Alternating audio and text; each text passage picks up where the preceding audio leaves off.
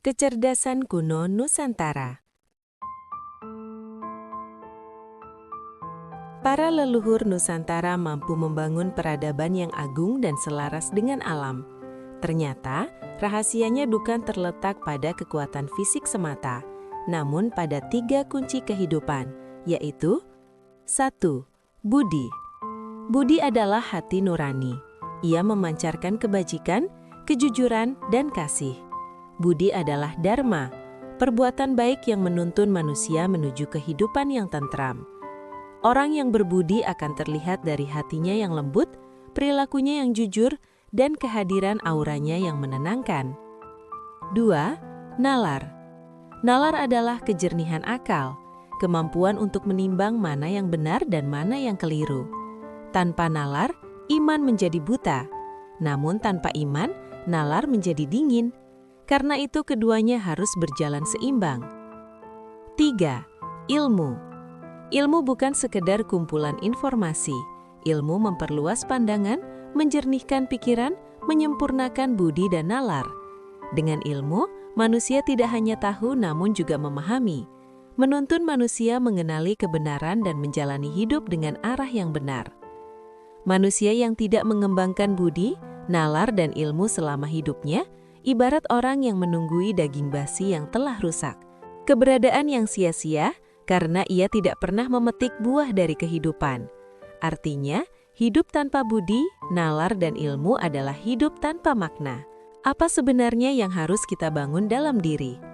Budi dan nalar ada dalam diri kita, namun ilmu harus terus kita cari sepanjang hidup. Budi dan nalar tidak tumbuh dalam ruang hampa. Keduanya diasah oleh budaya, lingkungan, sejarah tempat kita berpijak. Setiap bangsa memiliki cara tersendiri dalam membangun kebajikan. Setiap peradaban memiliki cara sendiri dalam berpikir. Apa yang dianggap benar di suatu tempat belum tentu sesuai di tempat lain. Karena itulah, kebijaksanaan sejati bukanlah memaksakan nilai dari luar, melainkan menghidupkan jati diri yang selaras dengan akar budaya luhur. Budaya bukan sekedar warisan, tetapi sarana untuk mengasah jiwa. Pakaian tradisional, rumah adat, musik dan tembang-tembang luhur, semuanya menyimpan pesan tentang bagaimana manusia hidup yang seharusnya. Melestarikan budaya berarti merawat budi dan nalar agar tetap hidup berkelanjutan. Namun ketika sebuah budaya meninggalkan keindahan sifat kodrati diri yang mulia, maka budaya hanya sebagai sarana mengumbat nafsu hewani semata. Manusia mulai melupakan akarnya, memaksakan nilai yang tidak sesuai, disitulah konflik sering terjadi. Kebudayaan yang tidak sama seringkali dipahami sebagai perselisihan, persaingan, bahkan peperangan. Benarkah? Bukan dengan menyeragamkan semuanya, melainkan membangun budaya kebersamaan yang baru. Budaya yang berlandaskan kasih, kasih kepada sesama manusia, kasih kepada alam, kasih kepada seluruh kehidupan.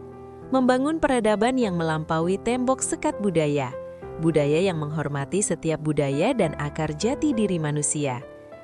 Ketika zaman memasuki detik-detik transisi, ketika kehidupan sampai pada musim cobaan, ujian, goncangan bencana, bukan yang paling kuat, bukan yang paling pintar yang akan bertahan hidupnya, tetapi insan-insan yang mengalami evolusi jiwa, yang memiliki jiwa kasih, pikiran yang jernih, pengabdian yang tulus, yang berakal sehat, budi yang akan mampu bertahan.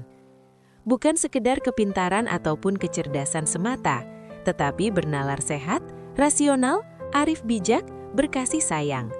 Bukan sibuk hanya demi kepentingan diri, kelompok kecil, melainkan juga demi kelompok masyarakat luas. Pengabdian bagi bumi pertiwi, seluruh umat manusia. Siklus peradaban, lahir, berkembang, meredup lalu bangkit kembali dalam bentuk baru. Penalaran menjadi salah satu pilar utama pembentukan pemikiran dunia karena keragaman filosofinya, kedalaman analisis tentang manusia, fokus pada akal sebagai alat universal.